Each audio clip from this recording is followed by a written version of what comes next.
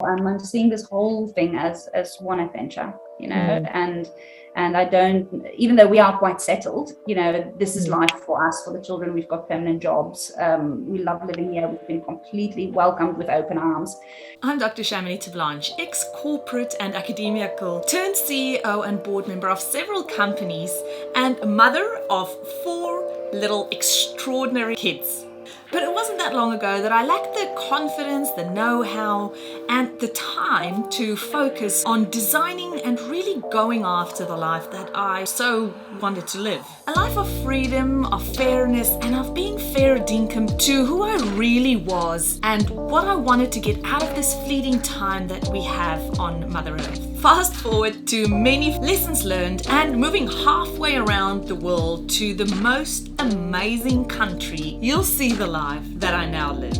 One that gives me more safety and freedom than I ever thought would be possible, and that really only existed as a daydream while I was living in South Africa. I created CHAMONIX TV to give you true spot advice on how you can also live a life in this amazing country, and so that you can see how another couple like us now live in Australia with 4 little kids here in Down Under. And I'll be providing you with step-by-step strategies so that you can make your Aussie dream a reality too. If you're a keen future Aussie who's looking to create a life that excites you and offers you safety, freedom, and opportunity, you have come to the right place, my friend. Welcome aboard.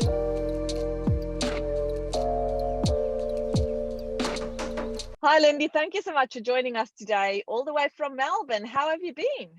Yeah, very well, CHAMONIX. Thank you. It's nice chatting to you. Almost how many days? Almost 300 days of lockdown, but surviving. Oh my goodness. Are you actually like having a counter at home, or do you just watch the TV and people tell you this is now day 300? No, well, actually, one day just floats into the other, so actually, we really don't have much of an exact idea of where we're at. But hey, you're safe in a way, like you're in Melbourne and you're still being looked after. And even if you were to get sick, I'm sure the hospitals, just the hotels, Chamonix, the hospitals sometimes are like hotels. I'm sure they'll be able to still cater for the people who get sick. Have you been hearing some like good feedback of people going to hospitals? Like the hospitals are not oversaturated over in Melbourne at the moment? Coping okay. I actually know no one in Melbourne who's had COVID or who have had to go to the hospital, unlike in South Africa, where it feels to me as if so many people I know have had COVID. But yeah, it's actually, I feel quite far removed from it, to be honest. It's not really been part of my life here. And you mentioned that you're an essential worker. So do you mind sharing with us what's that industry that you're in? Yeah, so I've been very lucky in the sense that I could work from the office throughout the entire lockdown. I'm a psychologist. I work at a private practice, and we've been very busy, as you can imagine. Yeah. So yeah, I've been working from there all along. And interestingly enough, in the first big lockdown last year, I found that probably about half of my clients moved to telehealth. So a lot of Zoom meetings, but this time around, almost no one. Everyone's coming in. Wow. We need a bit of human contact. And Yeah. do you see more older people, or is there no difference in the kind of patient that you would have seen before COVID to what you see now in demographics? Probably pretty similar in terms of the demographics. Yeah, I work mainly with adults, but I do see a few teenagers and few youngsters. So yeah, I think some of the things have been exacerbated a bit more, and I can imagine with kids going back sort of in bits and bobs from next week on, we're going to see a lot of kids who struggle with separation anxiety. So I am anticipating that. But apart from that, we've just sort of been going on as normal. And talking about kids, how many do you have of your own? 3 girls, all primary school age. So yeah, they have moved with us, and yeah, one is grade 6, one is grade 4, and one is grade 1. Oh wow, busy mama. Busy. So Lindie, tell us a little bit about your move to Australia. When did you guys come over, and how did that sort of thought process work for you? When did you first drop the penny in the hat to say, oh, we think we might want to go to Australia? Yeah. For us, I think the process was a bit of a different one. How many years? 12 years ago, 13 years ago, we left South Africa for the first time to go to Hong Kong for 3 years. My husband went on a secondment for his job. And after that, we went back, lived in Pretoria for 2 years. And then for the same job, they offered him a job in Singapore. So then we moved to Singapore and lived there for almost 6 years. And so probably after 4 years there, we were starting to think, what would be the next move? What's the next step?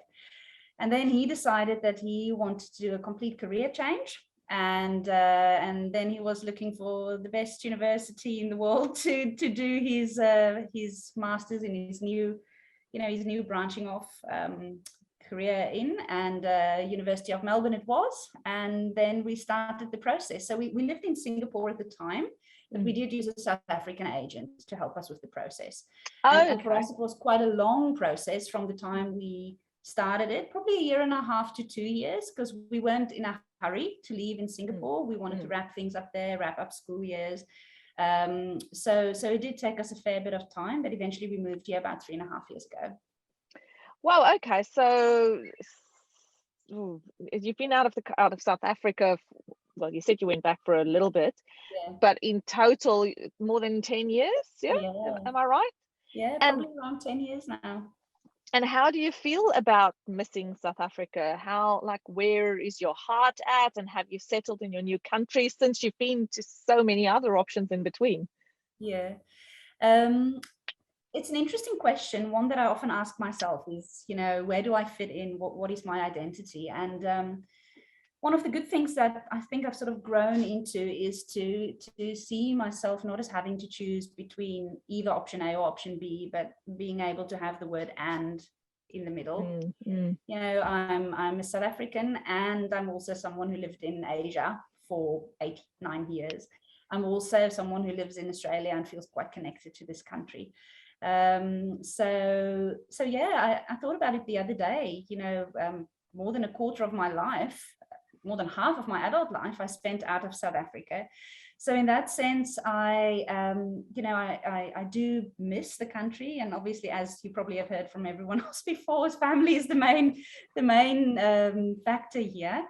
But apart from that, I think, there's not too much of a longing for things typically South African, because we've been in a lot of different places. And even for the children, only one of them was born there. I always say my only claim to fame is that I had 3 kids in 3 different countries. One in Hong Kong, one back in South Africa, and one in Singapore. So they're quite not internationally minded, I would say, because at this stage they're almost like Aussies, but even though we speak Afrikaans at home, I think they would see Australia as home, at this stage, because they can't remember anything of the 2 years the 2 little ones spent there. They were very small, and the youngest never lived there. And especially at this age, like kids don't remember that long back when you're that young anyway. So that's interesting. Do they speak Afrikaans, your children? Yes, they do. They certainly do. We speak it at home, and I try to encourage them to speak it among each other. That's not always successful, but I do insist that we speak it as a family. And also, from the time they were very young, we read a lot of Afrikaans books. So we really did keep it up, and they are fully bilingual. Oh, that is great. So they didn't have that transition problem when they came to Australia for Afrikaans kids, because they weren't born international schools, English schools already. That's right. Well, one was born in South Africa, but but that doesn't really make a difference. And your husband, what's his line of work? I know you mentioned that he branched off, but what did he start off with, and then what's he doing now? He used to work as an engineer, and now he's working as a horticulturist. So he did a master's in urban horticulture. So that's just a fancy word for city greening. So he now works at a company that sells big trees to councils and landscapers and that sort of thing. Well, he should be very much in demand because I don't know if you know, I'm a counsellor at one of the cities here in Perth, Oh, yeah. and we often work with people like Peter wanting to green our cities much more. So the types of trees that they plant are very important, because some people complain about hay fever and other people don't want their view to be gone if they live near the ocean and so on. Anyway, yes, no, greening of the cities are very important. So he's happy in his new direction that he has chosen. Happy as Larry, very happy. Yeah. Oh, that's awesome. That's an interesting change from engineering, but it's also very good because engineering in a way does really fit together with that, because it's it's designing, it's like making and planning, and yeah, so it's a very good link on. I'm sure he's very much in demand over in Melbourne. Tell me a little bit about your families and how they took the news when you decided that you were sort of going to go overseas the first time, because I think probably initially it was just going to be a temporary thing for you. That's right. Did you ease them in then with this way? Yeah, this was never quite the plan that we put on the card. So initially with the Hong Kong secondment, it was just a 3-year plan. And it turned out to be just 3 years, unlike many expats who say, we're just here for a year, and then 10 years later, they're still there. We actually did go back after 3 years. So when the Singapore option came up, I think they were already quite accustomed to the idea of us being a bit adventurous and wanting to move around and see the world and do different things. So when we moved here, even that, and even in my own mind, I think something that's helped both myself and my family is that we saw it as another adventure. You know, we framed it as one more adventure rather than an immigration. Yeah. I think that would have been very hard for me to say I'm immigrating. So in a way, the easing over was not too hard, because we were already out of the country, not as people who have emigrated to Singapore, but now moving to Australia. You know, and I'm not sure how, time will tell how it will work out, whether this will be our permanent home or whether at some point we will move somewhere else or to South Africa. I actually don't know. But that made it easier, the fact that we were kind of used to that sort of arrangement, and the fact that, you know, South Africa holds a very dear place in our hearts. So before COVID, we used to see family fairly often and go annually. I haven't seen them or been there for more than 2 years now, so that's obviously hard, but we do try to do frequent visits, which obviously helps ease some of the difficulty. And with you being a psychologist, did you do this in the other Asian countries as well, or did you only start when you were in Australia, or like when did you become a psychologist, and how has the different countries' workplaces matched up for you? That's an interesting question. So I did my degree in South Africa as a fresh out of year 12 student. And then I worked in the Northern Cape for a bit. And then when we went to Hong Kong, I did work as a counselor, as a psychologist, but only for 1.5 years. And then we had our first child. So then I sort of pressed pause a bit. Then I actually started, whilst in Hong Kong, I started teaching English as well. So summer schools, and did a bit of TEFL, that teaching English as a foreign language. But I want to interrupt you there. English is quite common in Hong Kong, isn't it? From my understanding. It is common in Hong Kong, much more common in Singapore, less so in Hong Kong. Oh, okay. Yeah, so for example, in some of the schools where I taught, there were, I specifically think of one primary school where I worked a couple of days for just 6 months. They had no other Western English teachers except myself and one other guy. So that's why they wanted sort of people who do not necessarily speak with a Chinese or Cantonese accent to help teach the children. So even I, with my Afrikaans accent, kind of ticked that box, which was a bit funny to me. And interesting enough, having learned English as a second language, it kind of made it easier for me to teach English as a second language. Yes, because you understand the thought processes that are involved. Yeah. So then I also did my PGCE when I was there, the UNISA Certificate of Education. When we went back to South Africa, I did all the practical stuff. And then when we moved to Singapore, I actually worked in the Australian International School teaching Afrikaans. Can you believe that? I had 2 students. Wow. Yeah. What kind of person takes Afrikaans in Singapore? That's very interesting. 2 amazing young lads. Their family moved from South Africa to Singapore only for a few years as well. And one of them was grade 11 at the time, and the little brother was grade 8, and they knew they would go back. And they've both had the subject all along. So they wanted to continue it, and the school employed me, who's never taught Afrikaans before.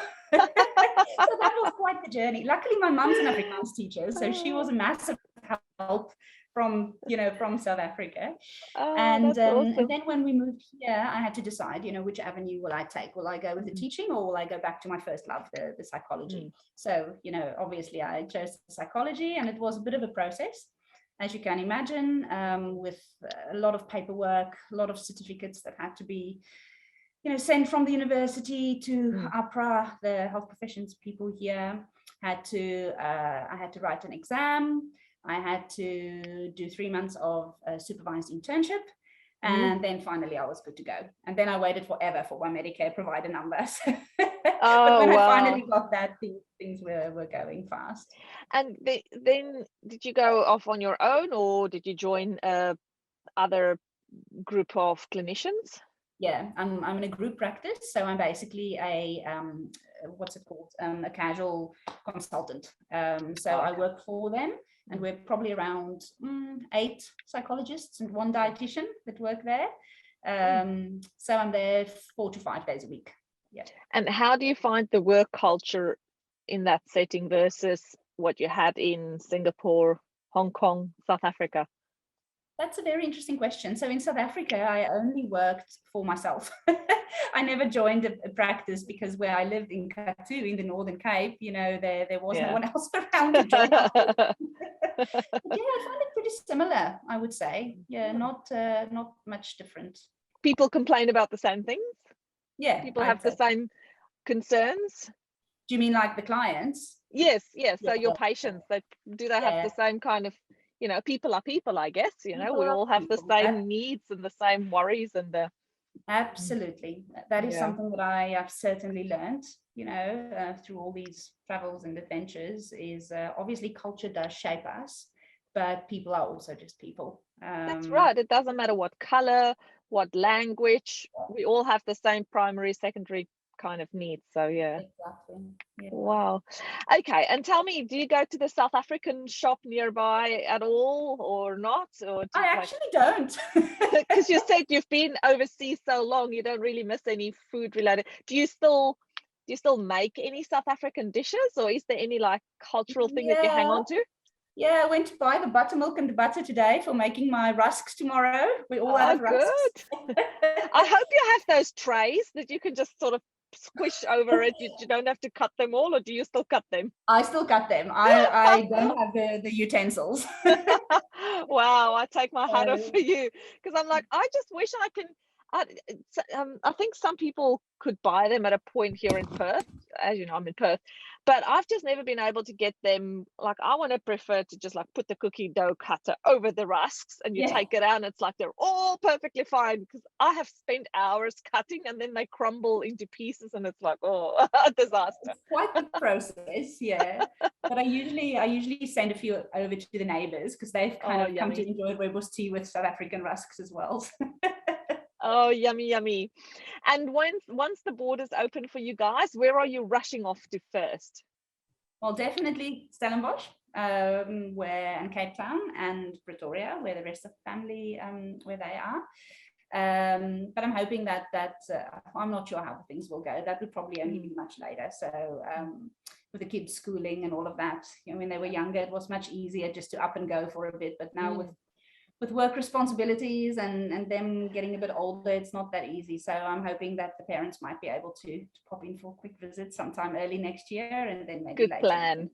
And there's still less COVID in Australia than in South Africa. So another thing I wanted to know about was your packing when you moved to all these countries. What did you move with the first time? I'm assuming just suitcases. And then did things get less and less as you travel? Like, did you move with fewer things? I know you added kids to the list, but then did your baggage grow? It actually did grow. When we moved to Hong Kong, I think we pretty much went with almost nothing. But after that, the moves were quite significant in terms of what we took, as in we took everything from Pretoria to Singapore, and we took everything from Singapore to here. So I always make a joke about my wonky piano. You know, I bought it in Hong Kong, took it back to South Africa, took it to Singapore, took it here. So the piano tuner always just goes like, oh,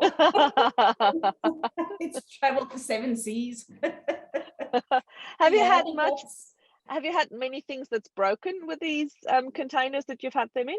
Because I know some people have some really bad luck that a lot of things break, and then most other people, like, we didn't have all that much. I think we had, okay, one significant thing for us is we had a nice big art piece that had a big piece of glass, but it was like double-sided glass. It was a see-through one, and that broke. Now, you could probably have expected it in a way, although they crated it in South Africa.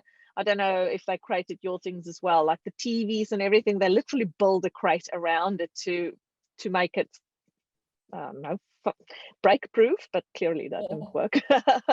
But yeah, so for us, we didn't have many things break, but that was one. It was pretty good for us as well. Everything arrived safely. And how did you choose schools for your girls, or a school for your girls? Did you just land in a suburb and said, whatever is the nearest school we'll go to, or what was that process that you went through? Right.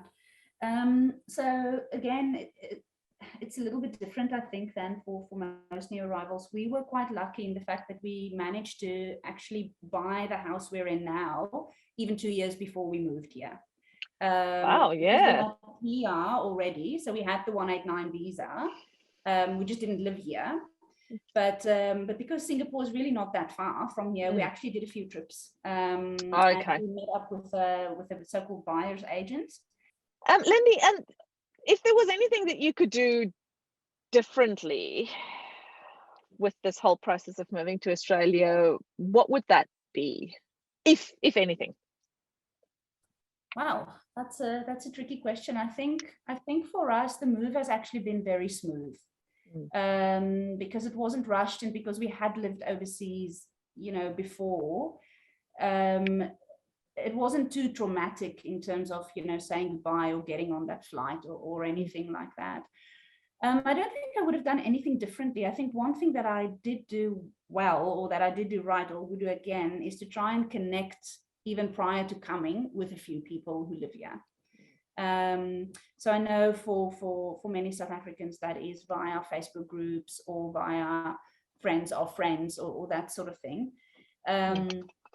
For me, I was very lucky, because once we knew where we're going to live and we had the kids sort of enrolled in the schools already, I got added to WhatsApp chat groups of mums in the class. So I was happily chatting along with the mums in class even before we arrived. And at some point, someone said, "Oh, where are you going to live?" And I said the name of my street. And she said, "Oh, I know 3 people in your street. Let me start a chat group with them." Oh, so wow. That was wonderful. And our street actually has a little closed Facebook group as well. So I was added to that and introduced ourselves. So by the time we arrived, the girls have actually been doing, little videos that they sent back and forth with some of the kids in the street, which was marvelous. So they had friends before they even arrived, essentially. That's right. So even if it's not with people in the street where you're going to live, but just other South African families or people whom you can, get connected to via Facebook groups or other connections, the more connected you are even prior to coming, the better. I think that was something that really helped me a lot. It's a very good one. And moving over as a psychologist, you did that whole process yourself of getting the paperwork together, and I know you said you used an agent to do your immigration for you, but how was your process as a psychologist, and do you have any tips for other psychologists who want to come over to Australia? I think, well, firstly, there's a lot of work. I have a wait list as long as my arm. And I think especially post-COVID, there's going to be a massive demand for psychologists. So in terms of the paperwork, the interesting thing was that, it doesn't really help having all your certificates and stuff ready on your computer, because that's not accepted. You can't attach it to your application to APRA. They need to get the originals from like in my case, the University of Stellenbosch. So you need to ask the admin person at the university to print it out, pay for it, make up the package, and the couriers come and get it, you know, give it to the Sydney offices of APRA. And so I suppose the only advice I can give for that is just chunk it up. You know, if you look at it as a big mountain, it seems insurmountable. But if you sort of just chunk it up a bit and say, all right, today I'll just do contacting the university and sorting out the courier, you know, then that helps. Obviously doing stuff as long ahead in advance is good, because you never know how long you're going to wait. I was quite lucky, you know, so I say emailed and said, I need this and this, can you please print it out and get it ready for collection? So I was pretty lucky that I got good service there. But I think one should allow a bit of time and also have a bit of you know, tenacity in to keep asking if people don't respond quickly, you know, to remind them, because this is important. Yeah, and then, you know, I don't know, I know it's sort of an individual assessment of your certificates and you know, and experience, and then APRA decides, you know, what your avenue into entering the workforce will be. So it's not a one size fits all thing. So yeah, so with the exam, I had a you know, got onto a tutor in Sydney who had classes that really helped to prepare for the exam.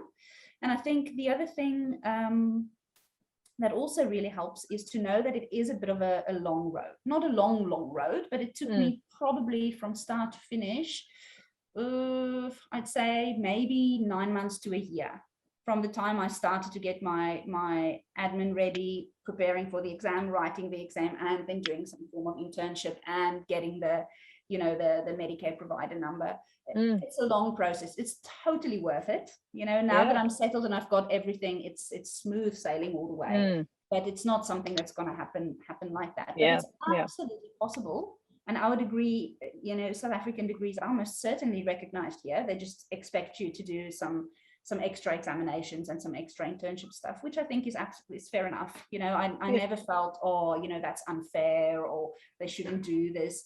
I actually find it quite good that they are stringent on the quality control of, you know, especially when you obviously work in a healthcare setting, is they can't just say, oh, you've got a paper that says you're a psychologist, so, you know, off you go, happy working.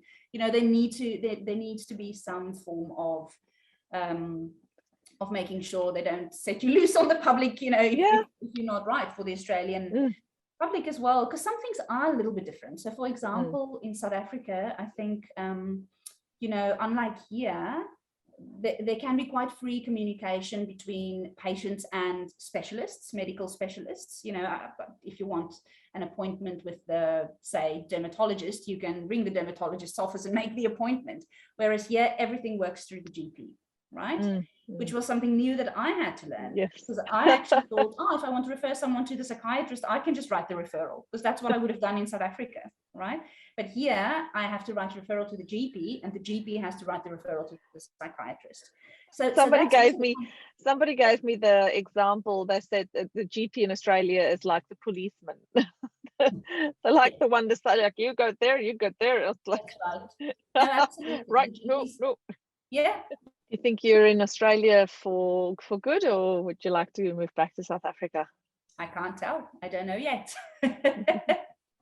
My dad always jokes. He says, you know, my maiden name is Klute, and the Klute slogan or logo, family crest or whatever it's called, has a little thing at the bottom that says "Ubi kras," which means where tomorrow. All right. My dad always says, I've really taken that to heart. I didn't have to interpret it so literally. Yes, but I have to say there is a romance in traveling and living in other countries and trying out other things.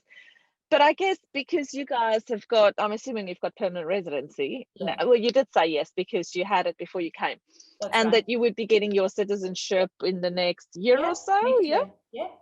So if you have that passport, and literally that passport, like the Australian passport, you don't have to stay in Australia. Like you can go anywhere else because you can always come back. And that's the beauty of that, like that comfort in your heart. You know, you can always go to your safe place, which is great. Yes, absolutely, and we'll certainly be hanging on for that. And I'd be very happy to have that in my hands. But again, I think, as I said before, I'm seeing this whole thing as one adventure, and I don't, even though we are quite settled, this is life for us, for the children. We've got permanent jobs. We love living here. We've been completely welcomed with open arms. But I don't have a crystal ball. I might want to live somewhere exotic again, or maybe I might want to live in South Africa for a bit. I really don't know, and in a way that is a comfort to me, to know that it's not a decision that I have to make now and I'm sort of signing on the dotted line for the decision for the rest of my life. I'm just deciding for now, and for now this is right and this is good, but I don't know where life will take me. Thank you so much for sharing your journey and your interesting experience of traveling and living in so many parts of the world. It's been absolutely fabulous learning more about you, Lindie, and your family. And I am sure that our listeners would be equally appreciative of, especially you sharing a lot of your psychology experience, and how to do that process and coming over, because we have a lot of people reaching out saying, I'm a psychologist, how do I do it, where do I start? So thanks again for that. And yes, let's, fingers crossed, lockdown is over and done with as quickly as possible, so you can fly your travel flag or your travel wings again, because I know once the bug has bitten you, you just want to keep on traveling and seeing the world. I'm a addict. So I'm holding out for that one. So and if anyone has more specific questions around specifically the psychology journey or anything like that, I'm more than happy to give more info or help out. Oh, lovely. Thanks so much for that offer. I am sure people will definitely take you up on that. And if anybody, as you hear, if anybody needs to get in touch with Lindie, just send us a message and we can make sure that you guys get in touch with each other. Have a lovely evening, and we'll chat again soon. Thank you. Bye. All right. So thank you so much for joining me today. If you had fun, please remember to hit that subscribe button, and then it'll make sure that you never miss a thing. I'll see you same time and same place next week. Bye for now.